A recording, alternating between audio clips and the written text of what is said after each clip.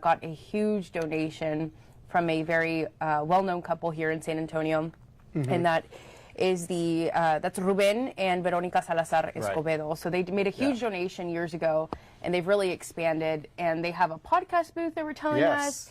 They have like a lifestyle show set. They have this newsroom.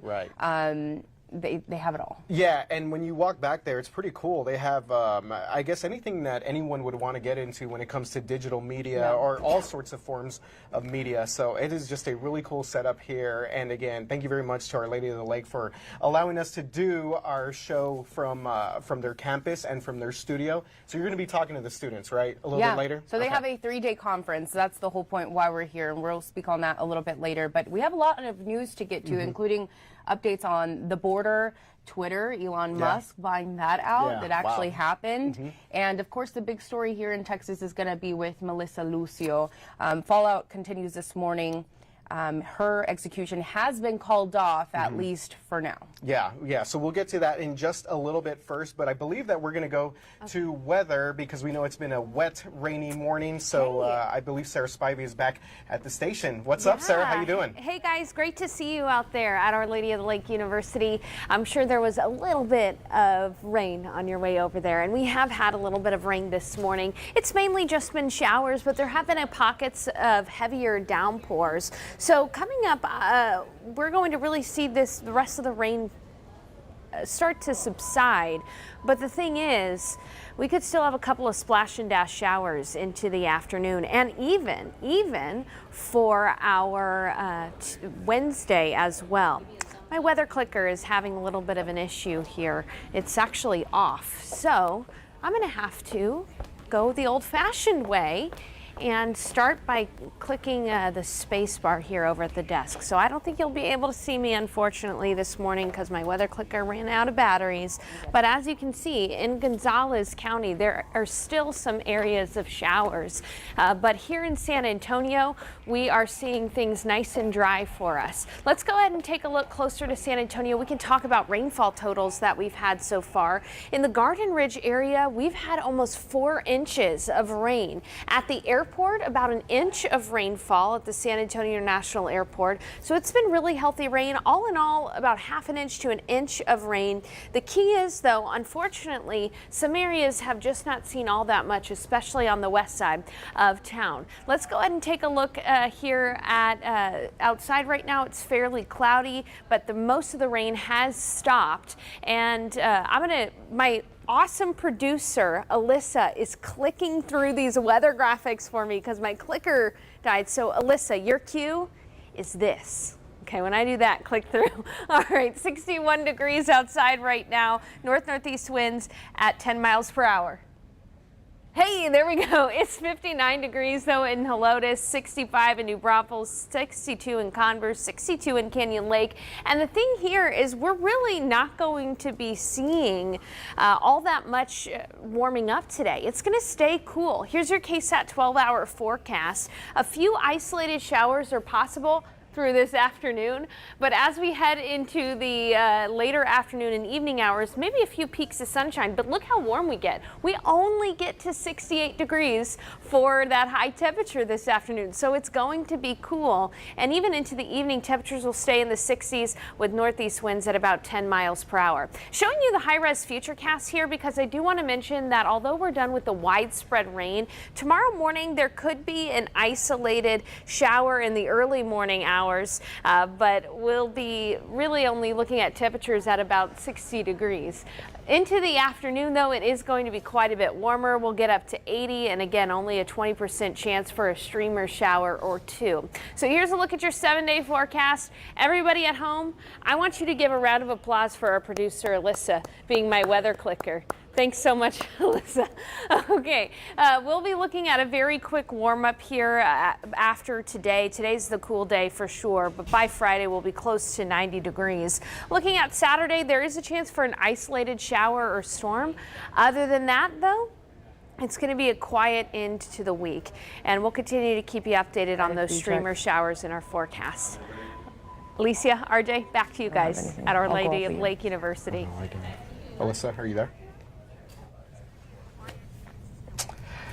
All right. Well, thank you very much, Sarah Spivey. We know it's been a very busy past 24 hours for our weather department. So, always want to have our Weather Authority app ready to go to get the latest alerts. And they've been on that as it's some much needed rain. Yes, unfortunately, it hasn't absolutely. been too dangerous out there. We know that there are some flooding spots, but yeah, definitely some much needed moisture and all that stuff in our area this morning. And It's over good the to past. see it. I always say I love a good rainy day. It's cool. Yeah. I read Justin's tweet that said, you want to have your rain jacket, light jacket today. So it's a good day. Yeah, good morning so far. Well, moving on to some of our big stories this morning, Alicia, we're talking about Melissa Lucio. We know that a lot of people have been talking about this over the past 24 hours. And of course, there's been more fallout to the decision to delay her execution.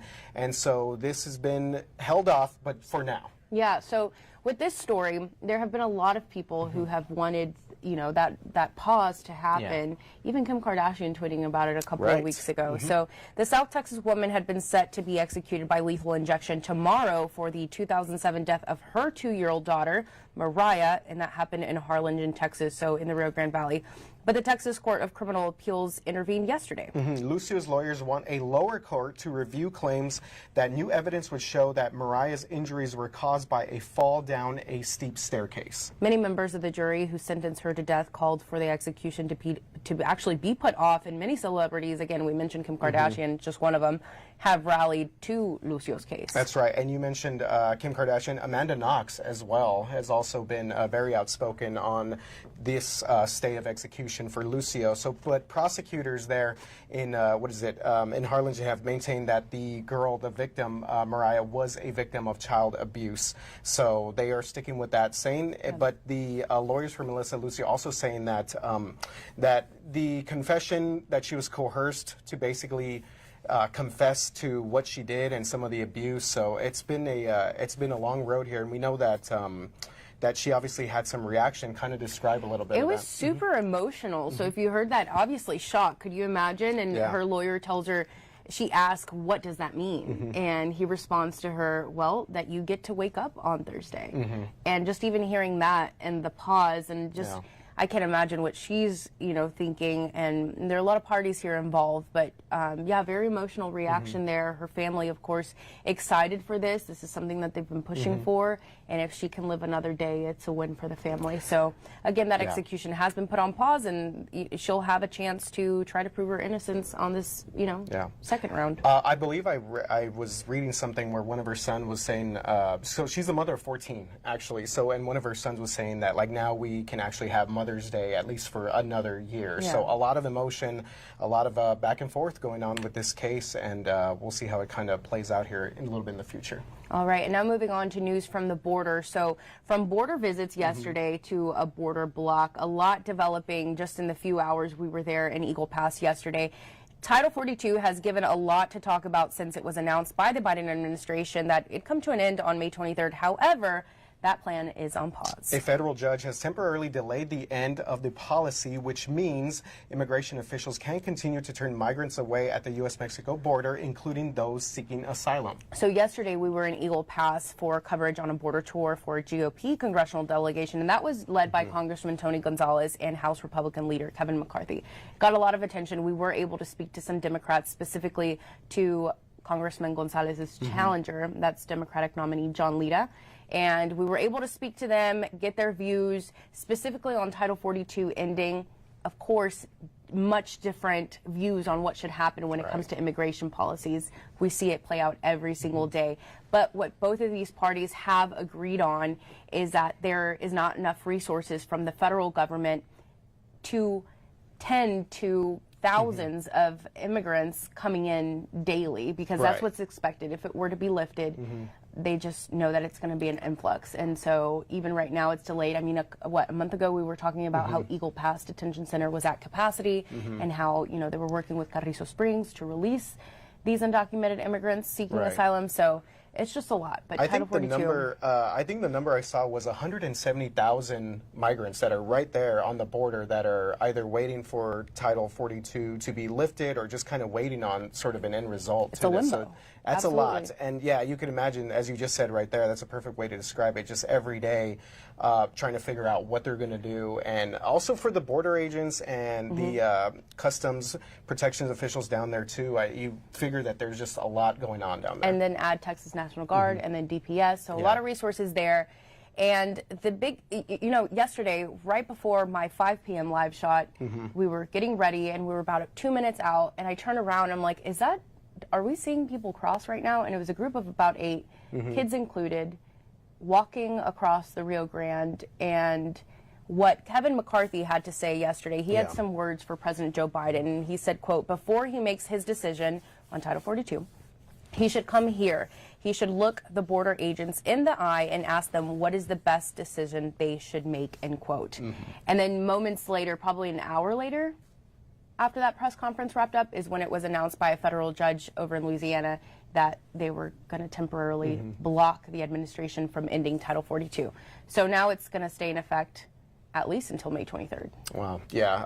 And obviously McCarthy has been very outspoken on that. So yeah, and then Congressman Gonzalez down there as well. So a lot going on at the border, as is usually the case, and you kind of see both sort of political sides of this and that whole spectrum. And it's just been a very busy and trying time for a lot of people down there. And last point here, you say political sides, but it's also the human side, right? For the people who live along the border, it's so different. For the people crossing into the U.S., that's a whole different story. You talk to homeowners and so, other people that make a living down there. And the story is never ending, so we'll be going back there soon. But now to a case that's had a lot of people glued to their TVs, and this deals with some celebrities. Yeah, some entertainment news here, and this is all about actor Johnny Depp, who has wrapped up his testimony in his case against his ex-wife. He was an actress, Amber Heard, and as we were talking about, this is being live streamed, and there are tons of people that are watching every word that both sides of this are saying. So Johnny Depp is suing Amber Heard for $50 million in a defamation lawsuit after she accused him of domestic abuse. So when she first brought on those allegations in 2015, Depp actually denied ever hurting her and instead said he was the one abused mentally and physically. This trial has brought a lot of ugly things to light. That's probably why a lot of people are just consuming this trial like crazy. That includes Depp's substance abuse issues, disturbing text exchanges, and even video of their arguments, which I don't know if you've seen any of that. It's very, yeah, they're both obviously very kind of like argumentative with each other, and it's to the point where you can see some violence like in that relationship for sure. Well, Depp testified that on one occasion back in 2015, Heard threw vodka bottles at him, and that during a separate incident, she put out a cigarette out in his face. So definitely a lot of physical abuse, allegedly in that.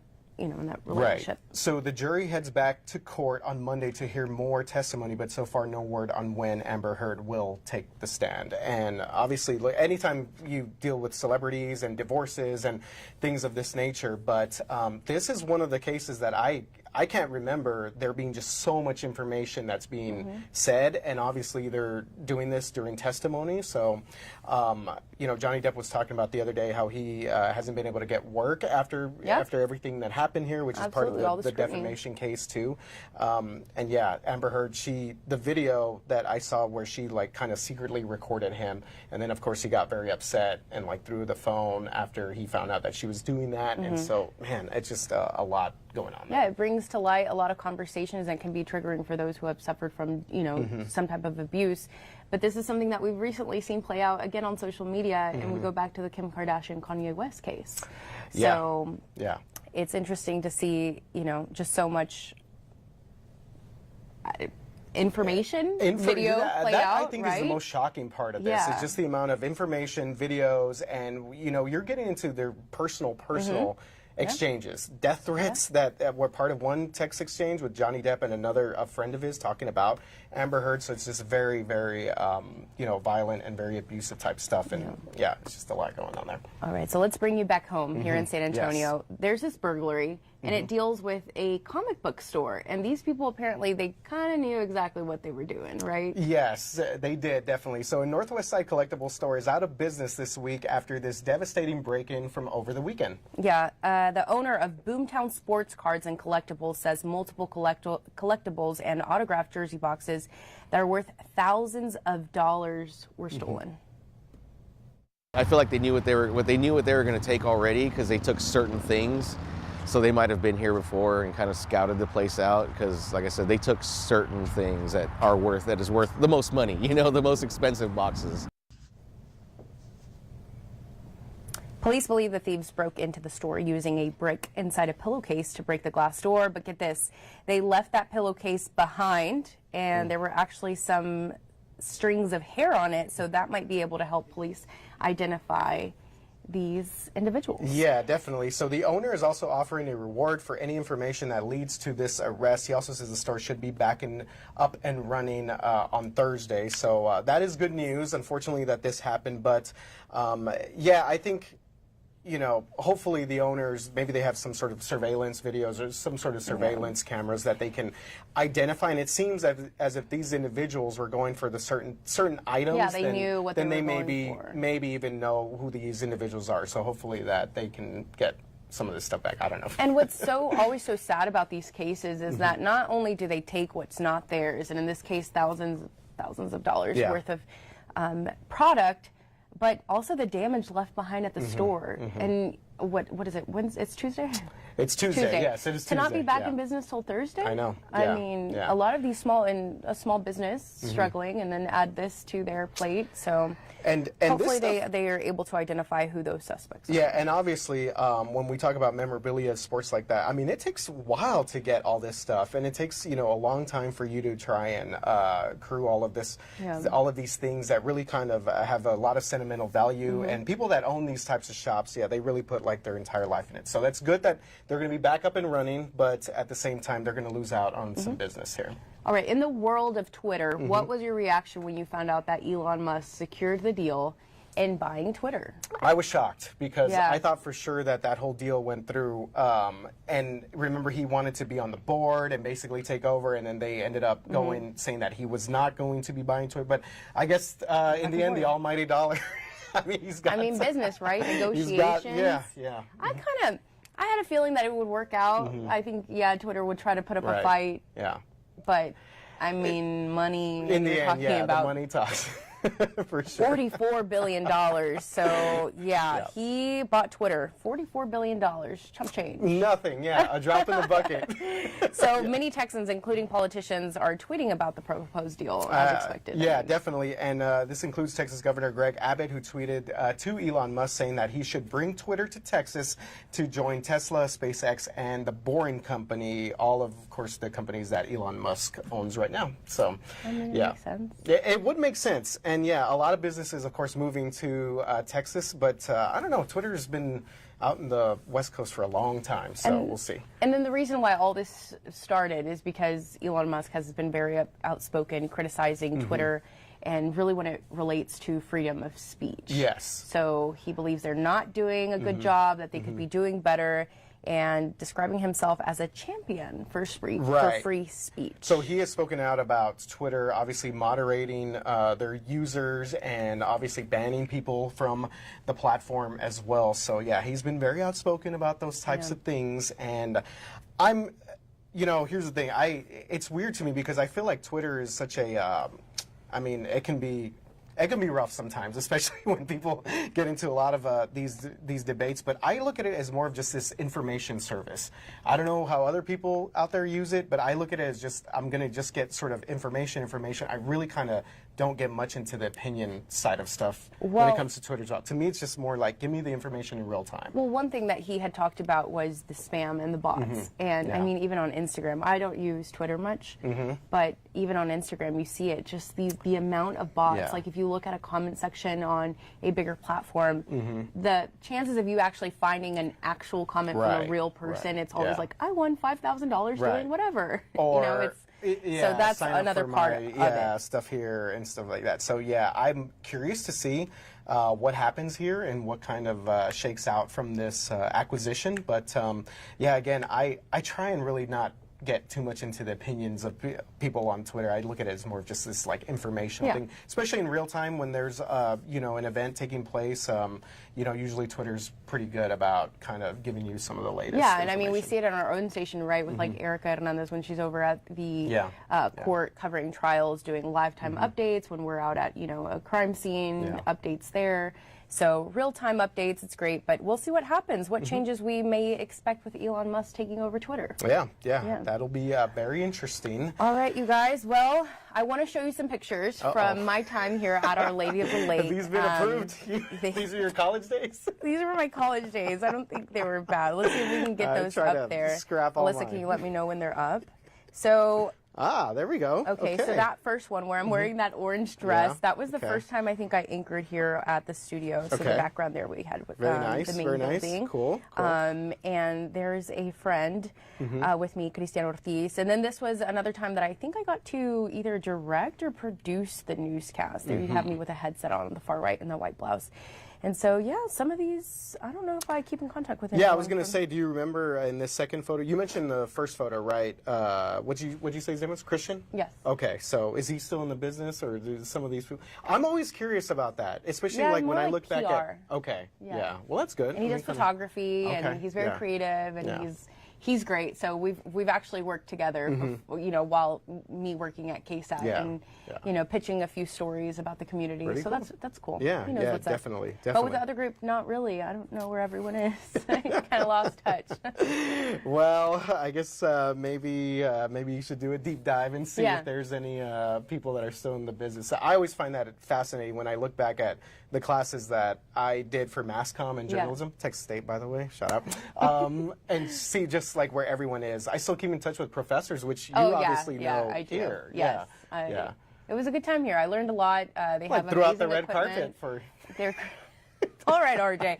So I want to talk about the Mass Comm Friends that they're hosting. It's a 3-day event, and it's for students. Yeah. And they have different topics. So yesterday it kicked off with PR. Today is multimedia journalism, so more reporters, anchors here as well. And then tomorrow is their digital film. They're also doing tech and theater, tech writing and very theater. cool. So. Obviously, those are the programs offered here at Our Lady of the Lake University, and I mean, I'm biased, but they have a pretty solid program. If I do say Well, that's so good. myself. No, that's great. That's great, and it's always good to for students that are at any local universities to hear from people that have gone through the process of working in this business. So I feel like if you're passionate enough for this type of thing, then you can definitely succeed in it. So it'll be good to see them, to see you talk to them about what it's like. It's a little surreal, I will admit.